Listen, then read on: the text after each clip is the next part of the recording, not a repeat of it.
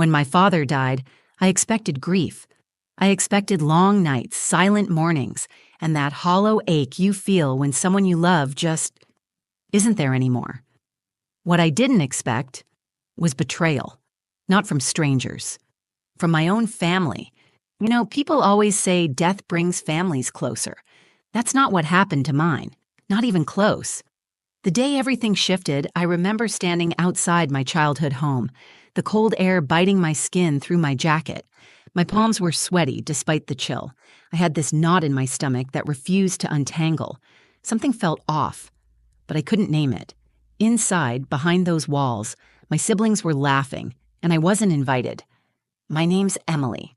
I'm 33, and up until that moment, I thought I had at least some place in my family. I was never the golden child, not like Rachel, my older sister, who always had this magnetic pull that made people listen, or Daniel, my younger brother, who played it safe and stayed quiet, which somehow kept him on everyone's good side. I was the one who left, the one who didn't follow the rules, the one who walked her own path and paid for it. But Dad was different. With him, I didn't have to explain myself. I could just be. And near the end, when he got sick, I came back. I dropped everything, left my apartment and my job in the city, and moved back in to take care of him. And I don't regret a second of it. Those last months with him, they were slow, painful, beautiful. Some mornings he couldn't talk, and other days he wouldn't stop. He'd tell me stories from his childhood, how he met Mom, how scared he was when Rachel was born because he didn't know how to be a father yet, and he'd smile when he talked about me, how I surprised him, how I saw the world differently. There was this moment, I remember it so clearly, when we were sitting on the back porch, just listening to the wind rustle through the trees. He turned to me, his voice hoarse, and said, "Emily, there's something I need you to keep safe. Promise me, okay?" He handed me a small, sealed envelope. It was heavy in my hand, like it carried something more than just paper. I asked him what it was, but he just gave me this soft, tired smile. "Just, when the time comes, give it to Mr. Halbert." That was our lawyer. I kept that envelope, tucked it away in the drawer next to my bed. I never opened it. I never even thought about it again, because back then, I was still hoping he'd get better. I wasn't ready to think about goodbyes. And then, he was gone. No dramatic ending, just one quiet night he closed his eyes and never opened them again. I sat there holding his hand long after the nurse had confirmed it, trying to feel something, anything, but I was numb. I thought the hardest part of losing my dad would be the silence he left behind, but it wasn't. It was the noise I heard days later, coming from the house. Rachel's voice, sharp and mocking, floating out through the open window as I stood frozen on the porch. "She doesn't deserve a dime," she said, laughing. "Finally, we got everything." Everything. My throat tightened, my hands shook. My heart, it didn't break, it collapsed. I wasn't just grieving anymore. Now I was angry. And as I took a step forward, something shifted inside me. I wasn't walking into that house as the forgotten sister anymore. Because in my pocket was that envelope? And what was inside? It was going to change everything. I remember stepping into that house, my childhood home, and realizing how unfamiliar it felt. It smelled the same, that mix of old wood, faint coffee, and the lavender potpourri my mom used to scatter in every corner. But something about it was colder, sharper, like it wasn't mine anymore. Like I'd been erased. Rachel and Daniel were in the living room, casually lounging on the couches like they hadn't just buried our father 2 weeks ago. Their wine glasses clinked as they toasted to something I wasn't supposed to hear, something I'll never forget. "She doesn't deserve a dime." That voice, Rachel's, sliced right through me. I hadn't seen her since the funeral. She didn't hug me then, barely even looked at me. I figured grief made people distant, but now I saw it for what it really was. She wasn't grieving, she was celebrating. I stepped back quietly, heart pounding against my ribs like it wanted to escape. I didn't want to give them the satisfaction of knowing I heard them. Not yet. Instead, I slipped out and drove. Nowhere in particular, just away, trying to breathe, trying to think. My mind kept circling the same question. Why? Why didn't they invite me to the will reading? Why was I suddenly invisible? Why was I being treated like I didn't belong in a family I sacrificed so much for? But deep down, I already knew. I'd always been the outsider. Growing up, Rachel was the star. Straight A's, prom queen, debate captain, mom's pride and joy. Daniel was the peacemaker. He was quiet, agreeable, always knew when to nod and stay out of trouble. And then there was me. I was different. I liked books more than people. Questioned things that weren't supposed to be questioned. I didn't chase the spotlight, and maybe that made me easy to overlook, or maybe that made me a threat. Rachel hated that Dad and I were close. I could see it in her eyes whenever he chose me to run errands with him or asked me to help in the garage. She'd plaster on that smile, but her jaw would tighten. Her compliments always had a little sting hidden inside. "You're so practical, Emily," she'd say. "It's cute how content you are with simple things." I used to wonder if I was imagining it, if maybe I was just too sensitive. But after that day, hearing her say those words, "She doesn't deserve a dime," I realized it was never in my head. It was real, and it had always been there. The truth is, when Dad got sick, nobody else stepped up. Rachel was too busy. "Important meetings," she said. Daniel would come around sometimes, but it was always quick. Drop off soup, send flowers, and leave before the silence got too heavy. But I stayed. I cooked his meals, sat with him when the pain kept him up at night. I held his hand when he couldn't form words anymore. I didn't do it for a reward. I did it because I loved him. And he knew that. That's why he gave me the envelope. That night, after the shock wore off and the anger settled into something sharper, determination, I pulled it from my drawer. My hands trembled as I opened it, my breath catching when I saw the bold legal header, Last Will and Testament of William J. Clark. The date caught my eye first. It was signed 3 weeks before he passed. My pulse quickened. This wasn't the same will Rachel and Daniel had seen. This one looked new. I ran my fingers over his signature. It was real. It was him, and it meant something had changed. I didn't know what was coming, not yet, but I knew one thing for sure. I wasn't going to be invisible anymore. I must have read that will a dozen times that night. Every word, every clause, every signature. It wasn't just a copy. It was official. Stamped, notarized, witnessed. My father hadn't just scribbled something down on his deathbed. He had planned this, thought it through, had it filed properly, and most importantly, he'd kept it from everyone else. Everyone but me. I didn't sleep. I just sat there in my childhood bedroom, the same pale blue walls, the same crack in the ceiling I used to stare at when I couldn't fall asleep as a kid. Only now, that room didn't feel safe. It felt like a vault of secrets, and I was the only one who had the key. The next morning, I took the will to Mr. Halberd, our longtime family lawyer. He was surprised to see me, clearly hadn't expected me to show up. His expression shifted the moment I handed him the envelope. He opened it carefully, adjusting his glasses as he scanned the pages. I watched him like a hawk, every breath tight in my chest. Then he looked up, eyes wide.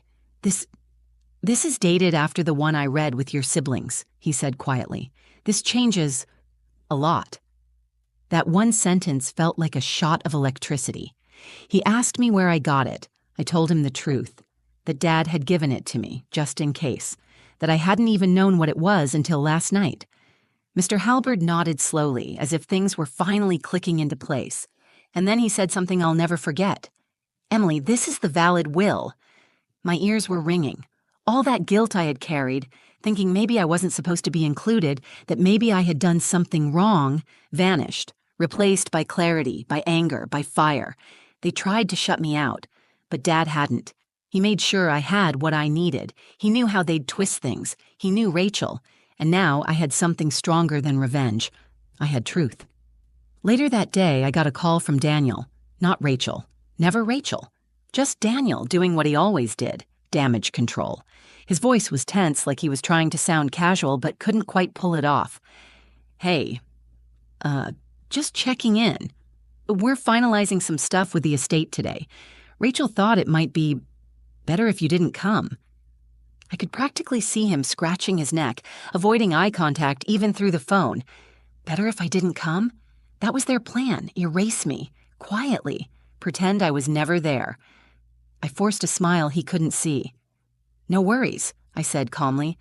"You guys go ahead. I'll see you soon." My heart was pounding, but my voice was steady. For the first time in weeks, I felt in control, not out of spite, but out of something deeper, something righteous. They were meeting at the house, Dad's house, for the final signatures. The last step before Rachel could claim control of everything, the accounts, the land, the family business. She must have thought she'd won, that her lies had been sealed with a lawyer's stamp. But she didn't know what I had. She didn't know the truth was about to walk through that front door. As I pulled into the driveway, I could see them through the window, Rachel pacing, animated. Daniel hunched over the papers, pen in hand, Mr. Halberd sitting stiffly on the couch. I took a deep breath, slipped the will into my coat pocket. My fingers were shaking, but not from fear, from adrenaline, from something that felt dangerously close to justice. And then I opened the door. The air inside the house was thick, tense, charged, like it was holding its breath. Rachel was mid-sentence when the door clicked shut behind me. Her voice faltered. The moment she saw me standing there, her eyes narrowed and her lips pressed into that familiar, condescending smile, like I was some stray dog that had wandered into the wrong yard. "Well," she said, barely concealing her annoyance, "this is awkward." Daniel looked up from the coffee table where the final estate documents were neatly stacked. His eyes darted from me to Rachel, then back again. He didn't say anything. Of course he didn't. But Mr. Halberd? He stood. His gaze landed on the inside pocket of my coat, like he knew what I'd brought with me. His jaw tightened slightly, and for a split second I saw something in his face. Relief. Maybe even respect. Rachel scoffed. "You weren't invited, Emily."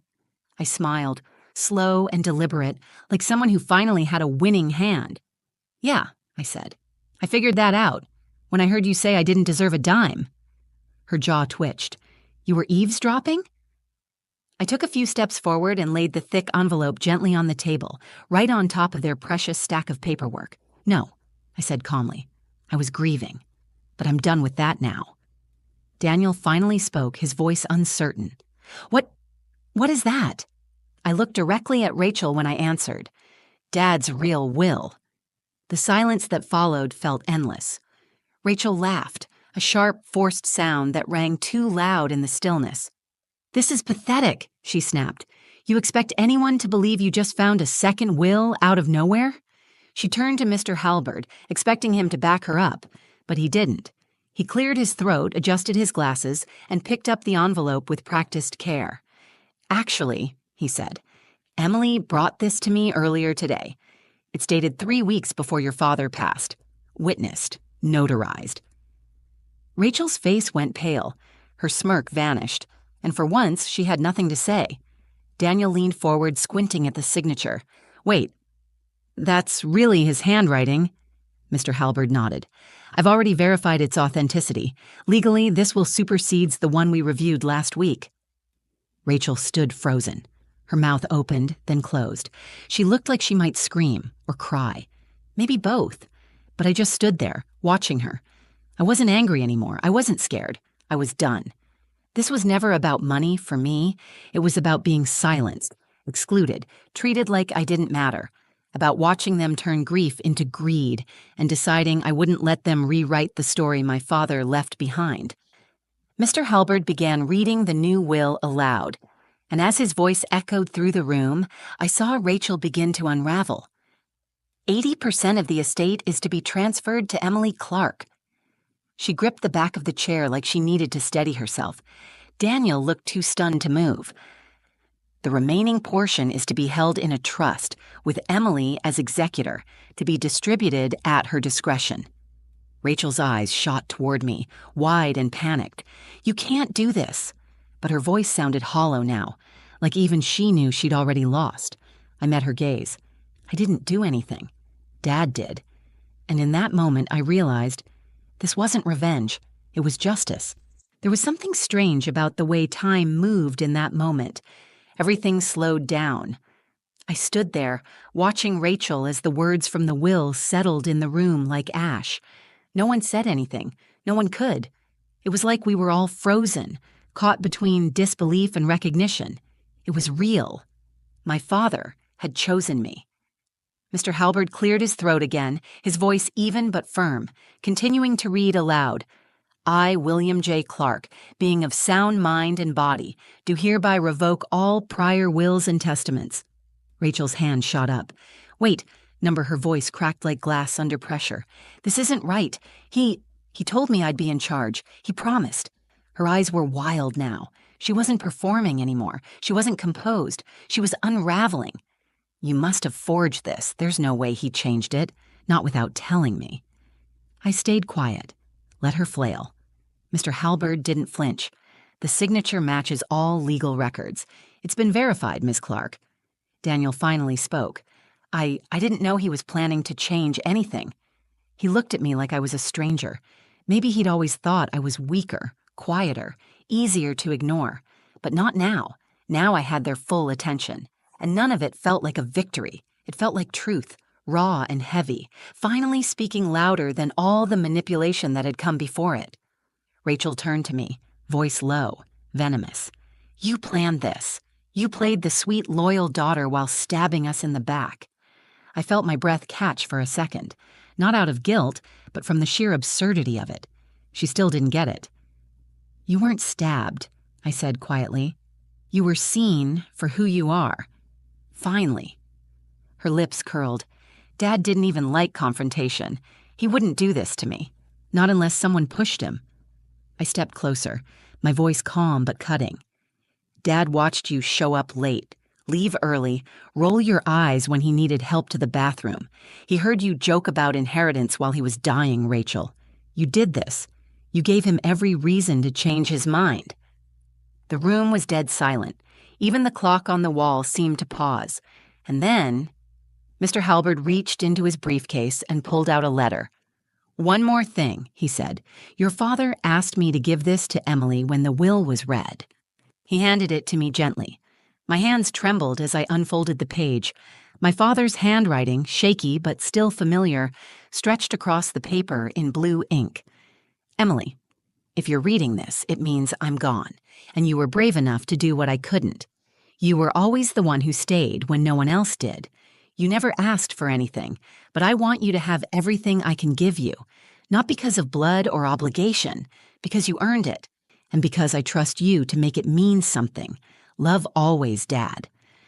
I didn't realize I was crying until the tear dropped onto the signature at the bottom of the letter. For a moment, no one moved. Rachel sat down, defeated. Daniel looked like he was about to speak, but didn't. There was nothing left to say. The truth had landed. The story was no longer theirs to twist. It was mine. And my father had made sure it stayed that way. After that day, everything changed. But not in the way I expected. Rachel tried to fight it. Of course she did. She filed a challenge to the will, dragged us through legal motions, desperate to prove it was fake. But she didn't win. She couldn't. The truth was too solid, too real. Eventually, even her lawyer advised her to drop it. Daniel sent me an email a few weeks later, short, awkward, but honest. He said he didn't know the will had been changed, that he wasn't part of Rachel's plan to exclude me, that he was sorry. I believed him. Not because I trusted him completely, but because I think guilt has a way of waking people up. We don't speak much now, but sometimes he checks in. He even visited the house once, not to claim anything, just to sit with me in the kitchen and talk about Dad. It was quiet. It was uncomfortable. But it was something. Rachel, on the other hand, disappeared. She packed up and left town. No apology, no calls, not even a text. I haven't heard from her since the court ruled in my favor. Part of me still waits for the next dramatic move, the next letter, the next explosion. But honestly, part of me hopes I never hear her voice again. It's strange, though. I thought getting the inheritance would feel like winning. It didn't. Don't get me wrong. Dad left me enough to change my life. The house, the business, the savings. I could have sold it all, started over. I thought about it more than once, but every time I stood at the front door, keys in my hand, ready to walk away, I couldn't. Because this house, this land, this was my father's legacy, and now it was mine. So instead, I stayed. I renovated the house slowly, room by room. I planted a garden where he used to sit on the porch. I turned his old workshop into a community space for local artists, something he always wanted but never got around to doing. And I set up a scholarship in his name for kids who feel invisible, kids like I used to be. Because that's the thing no one talks about when it comes to inheritance. It's not just about money or property. It's about what you do with it, how you carry it forward, how you make it matter. I didn't fight Rachel for revenge. I fought for the truth, because when someone you love dies, the last thing you want is for their memory to be twisted into something ugly. My dad wasn't perfect, but he was kind, and he believed in me when no one else did. That second will wasn't just a document. It was a message. You mattered. You were seen. You were enough. And if I've learned anything through all of this, it's that being the quiet one, the one who doesn't demand attention, doesn't mean you're weak. Sometimes we're just the ones waiting for the right moment to be heard. So to anyone who's ever been overlooked, underestimated, pushed aside by the people who were supposed to love you the most, I see you, and I hope you know your voice, your worth, your truth. It matters. Because in the end, silence isn't weakness. Sometimes it's just the calm before everything changes. If this story meant something to you, if you've ever felt like the outsider in your own family, know that you're not alone. Sometimes it's not the loudest voice in the room that carries the truth. It's the quiet one, the patient one, the one who never gave up. If you enjoyed this story, don't forget to like, share, and subscribe for more powerful, true stories just like this one. And tell me in the comments, have you ever been underestimated by someone close to you?